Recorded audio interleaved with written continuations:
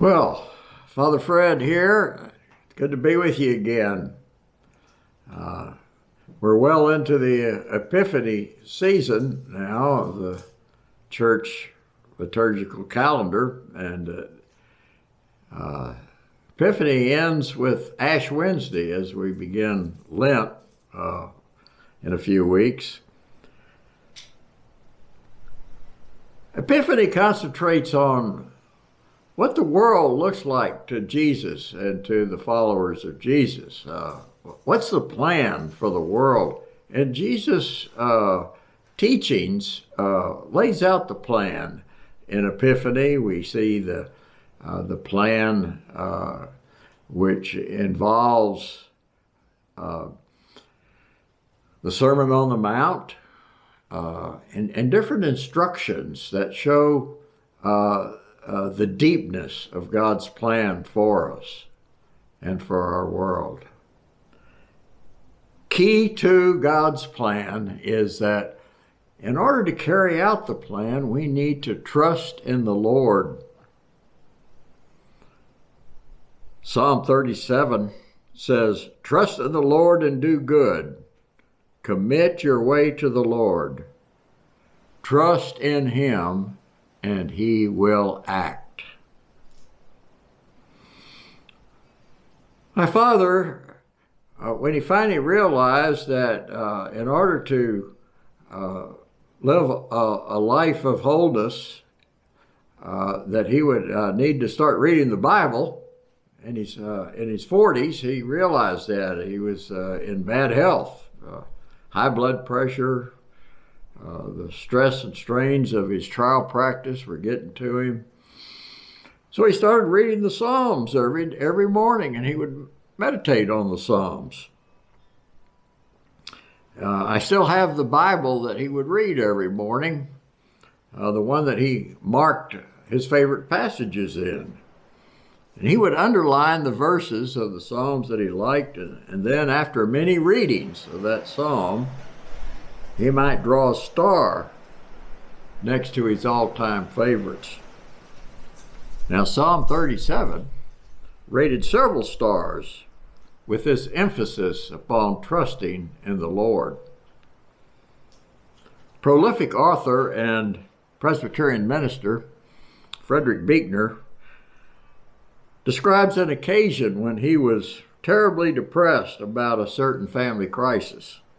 His oldest daughter was in a life or death struggle with anorexia. And Buechner's powerlessness to do anything about the situation was the worst pain of all for him. He was sitting in his car by his rural mailbox when another vehicle drove by. On the front bumper was a license plate upon which was written a single word: trust. Buechner said that of all the thousands of words in the English language, none could have been more relevant to that particular moment in his life. It was as if the Holy One knew exactly what he needed and was able to find a way to remind him in the midst of his anguish over his daughter's condition. Joseph, you remember Joseph? He was the youngest son of Jacob, the patriarch of the faith of Israel. Joseph was a cocky young man, wore fancy clothes, the apple of his father's eye. The other 11 brothers were jealous of Joseph. He got too much attention, they thought. So they sold him to a passing caravan that was going to Egypt. They sold him into slavery.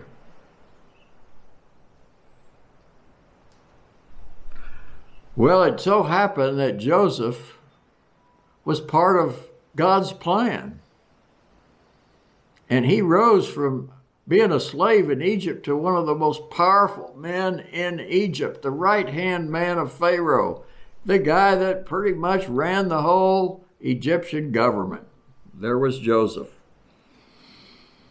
If you needed anything, you had to go to Joseph. Pharaoh didn't want to be bothered with the affairs of government. Now his brothers, Joseph's 11 brothers, who had sold him into slavery years before, were suddenly part of God's plan. And they were standing before Joseph in Egypt, begging for food and grain to take to their starving families in Israel. There'd been a horrible situation for many years. There was a drought. Their crops had failed.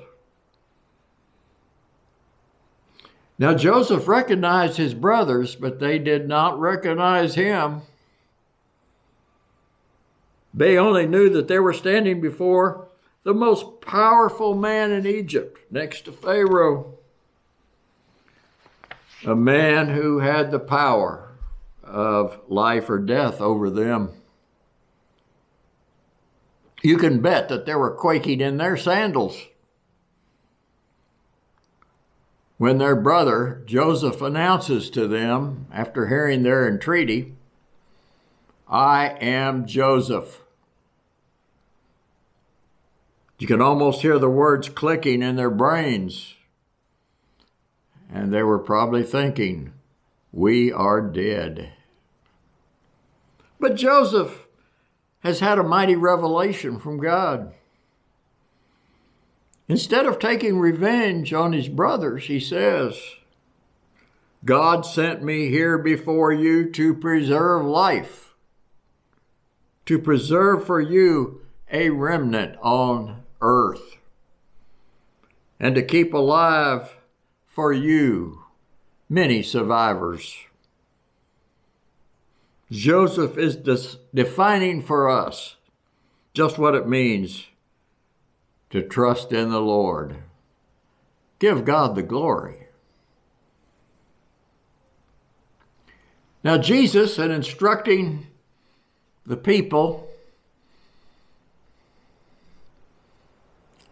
Jesus gives them the Beatitudes, the heavenly version of God's plan for this earth.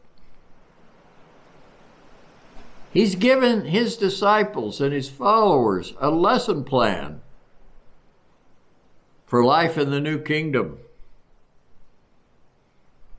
He's given them the nuts and the bolts of trusting in the Lord. First, in the Sermon on the Mount, Jesus issues a call for acceptance of the present situation. He challenges his followers and us today to be alert, to be aware, and pay attention to the needs of others. In every person we meet and in every experience of our lives, God desires our presence. When we are present with him, present in every moment, we are truly blessed. So today we're examining the second part of the Great Sermon on the Mount, which is a call to love. When Joseph's brothers sold him into slavery, in many ways, in the way of the world, they became his enemy in the eyes of the world. But when Joseph remembered to trust in the Lord, he chose to love them, and he became a savior for the remnant of Israel. See, Joseph knew that there can be joy in loving your enemy. Theologian N.T. Wright has this to say about the call to love. He says the kingdom that Jesus preached and lived was all about glorious, uproarious, absurd generosity. Think of the best thing you can do for the worst person and go ahead and do it. Think of what you would really like someone to do for you and do it for them. The point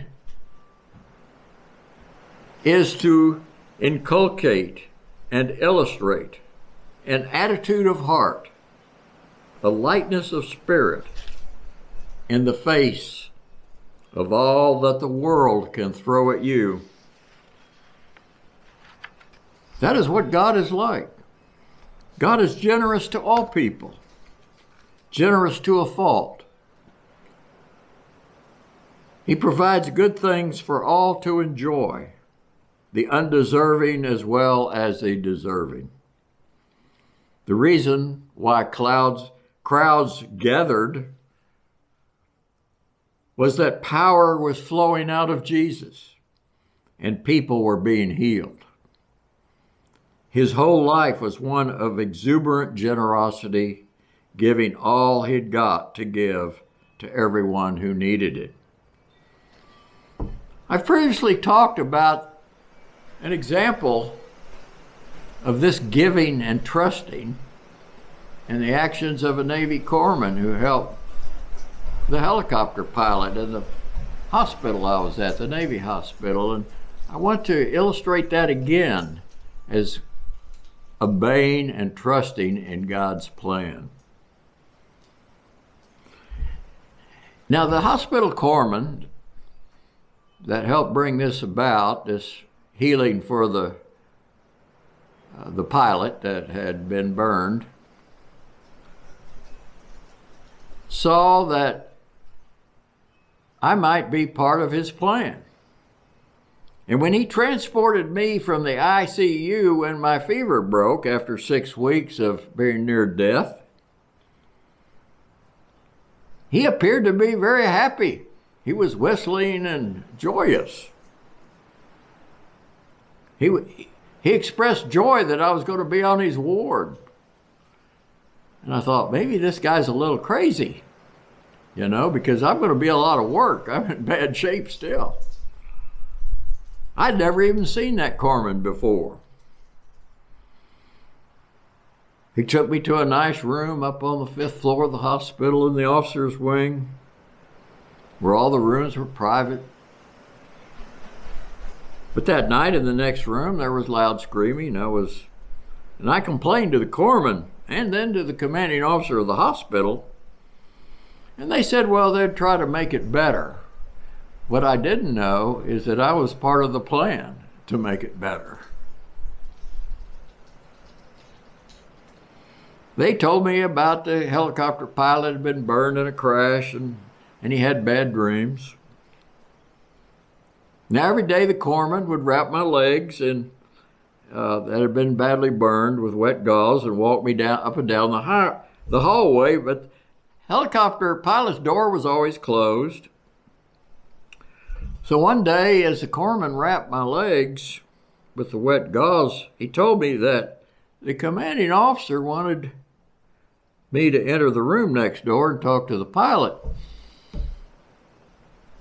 Well, I found out later this had been part of the plan of the corpsman and the commanding officer of the hospital from the time they heard that I'd survived in the ICU.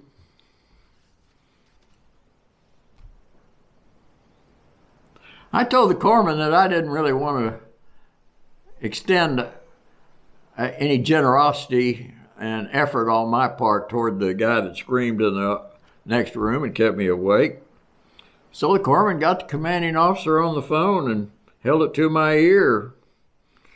The commanding officer said, oh yes, this would be a great thing for me to do for the Navy to help this man. The commanding officer said, now see, when you see the pilot, see if you can get him to go with you to physical training and maybe down the hall for breakfast. So soon, still against my will, the corpsman was knocking on the door, and from inside, the pilot was ordering me to stay out. The corpsman opened the door and gently shoved me inside. The pilot was laying in a fetal position on his bed, dressed only in boxer shorts. I exclaimed, "I don't see any burns on you." The corpsman shoved me again, and I hobbled over to the bed. "Where are you burned, man?" I exclaimed. "My rear end was burned," he said, "when I escaped from the helicopter through the busted windshield." Then, looking down at the floor, he screamed, "You are bleeding on my floor. Get out." Now I was used to that bleeding. My burned legs were not healed. That's why they wrapped them with wet gauze. So I told the pilot, "I will leave if you agree to meet me at your door tomorrow morning at 0800, and we will go to PT and then down to the mess hall for breakfast." He agreed, and within a week, I accompanied the pilot to the hospital psychiatrist's office, where he worked to heal the memories of his traumatic accident and mine. The helicopter pilot was able to stop dreaming about the crash that killed 8 Marines in a screaming inferno. He was able to return to his wife and children and back to active duty as a pilot. But the important part of this story is that the corpsman and the commanding officer had been praying for some time for a way to reach out to the pilot who was in a self-destructive mode. They knew about the pilot's aversion to seeing blood. That's why they were so happy to have me into that pilot's room, where I bled on his floor. And that's why they placed me in the room next to the pilot. There was a lot of empty rooms on that floor, but they had a plan, and it was God's plan, and they carried it out. I was just a mere functionary in that plan. But as I look back, I know that God's plan works because of the people that trust in the Lord. The corpsman and the commanding officer of the hospital had embraced the joyful, exuberant life that Jesus directs for all of us. They trusted in the Lord. Thank you for being with me today. God bless you.